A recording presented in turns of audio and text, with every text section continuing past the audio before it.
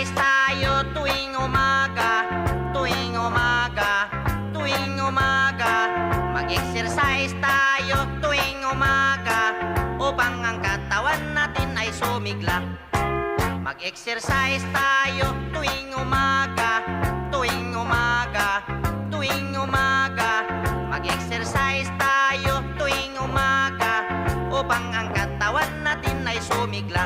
Pag sa gabi, maaga kang matulog,